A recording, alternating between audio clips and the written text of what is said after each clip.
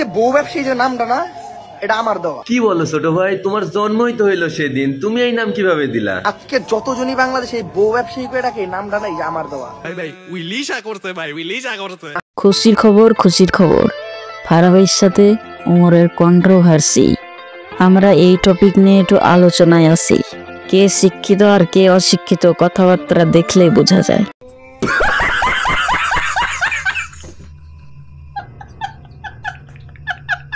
এই ভিডিওটা আপনারই জন্য, বেশি না বকে ভাট, ভিডিওটা শুরু করা যাক। তো হ্যালো ভাই brother, welcome to Mineral Roaster. তো আজকে কথা বলতে চলেছি উমরকে নিয়ে আর ফারাবিকে নিয়ে। তো ফারাবি একটা ইউটিউবার আর উমর একটা টিকটকার। তো এদের দুজনকে নিয়ে কথা বলবো। মূল ভিডিওটা সম্পূর্ণ দেখে যাবেন, তারপরে কমেন্ট করে যাবেন। আগে থেকে কমেন্টে গালিগালাজ দিয়ে বস্তির পোলা হয়ে যায়ও না। ভিডিওটা দেখবেন সম্পূর্ণ, তারপর কমেন্ট করে যাবেন। তো প্রথমে আমি বলি উমরের অডিয়েন্স কি বলে উমরকে বলে বাপ, ঠিক আছে। তো আমার প্রশ্ন হচ্ছে, তাহলে উমরের বেটা কয়টা?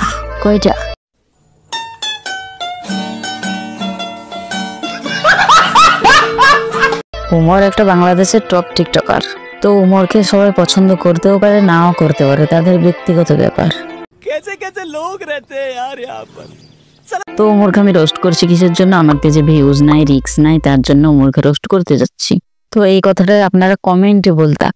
তো আগে থেকে সত্যটা বলে দিলাম, মুরগির বাচ্চা মুরগি হয়, আর কুকুরের বাচ্চা কুকুর, ছাগলের বাচ্চা ছাগলই হয়, আর টিকটকাররা টিকটকই হয়। মাথাতে ঢুকেছে না ভালো করে বোঝাতে হবে?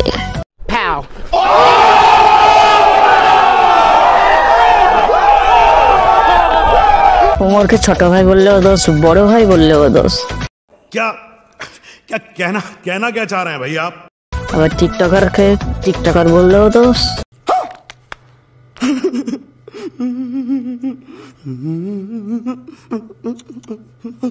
তো ভিডিওটা এই পর্যন্ত। ভিডিওটা ভালো লাগলে শেয়ার করে দিবেন আর মতামত কমেন্টে।